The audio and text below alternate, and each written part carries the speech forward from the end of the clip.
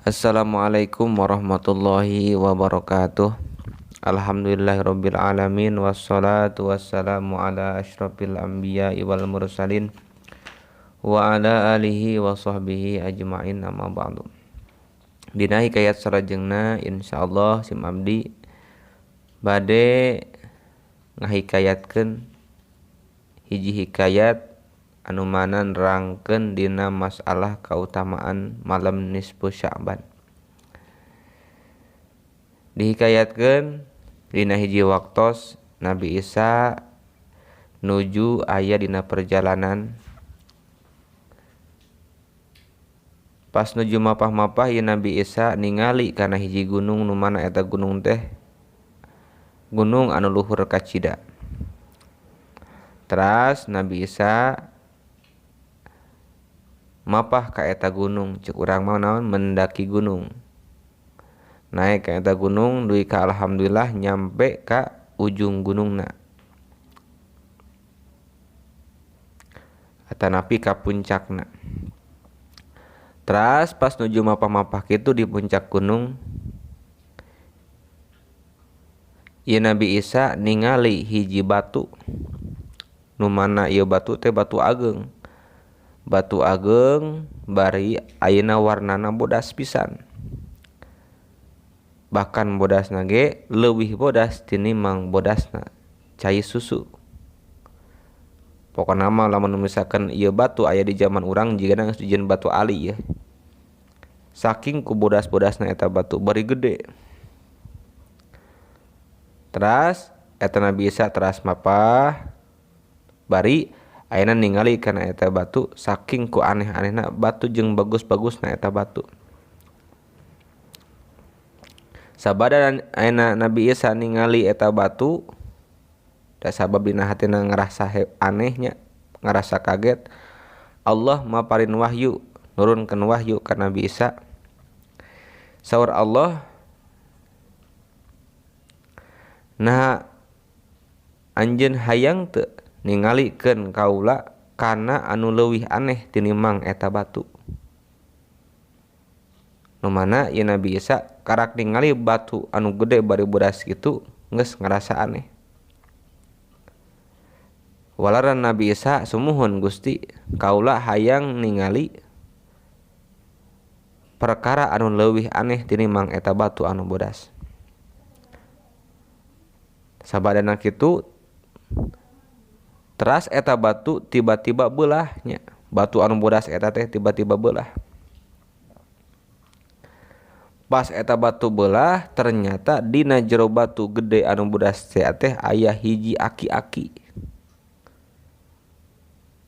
Nu mana eta aki-aki bajuna baju bulu. Jeung ayeuna dina pandangan kanana eta aki-aki teh nyepeng iteuk anu hejo. Teras di antara dua socana atanapi hareupeunana nya aya anggur anu ngagantung.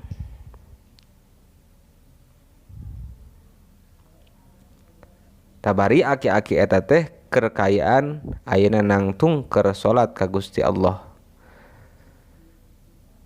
Sabarang ayeuna Nabi Isa ningali eta aki-aki, ieu Nabi Isa ngarasa aneh. Kok aya jelema anu hirup di jero batu gitu. Bari ayeuna payunanana aya anggur gitu anu ngagantung.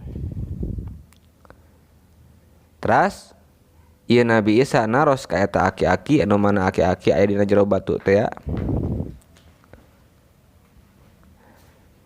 He aki-aki ari eta naon anu aya hareupeun anjeun?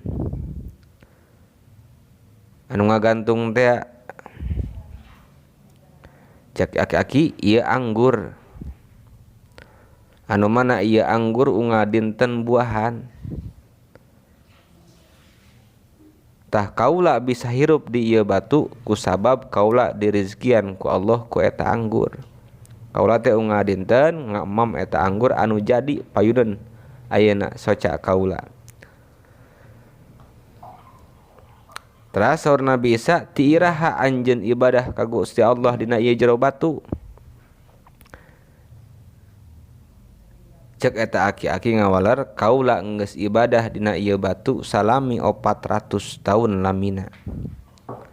Tah kaula unga dinten ibadah ka Gusti Allah tah rezeki kaula teh nyaeta anggur teh anu aya di paineun kaula ieu.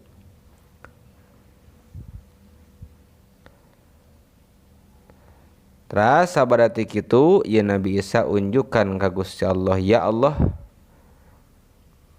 nah Gusti ayeuna ngadamel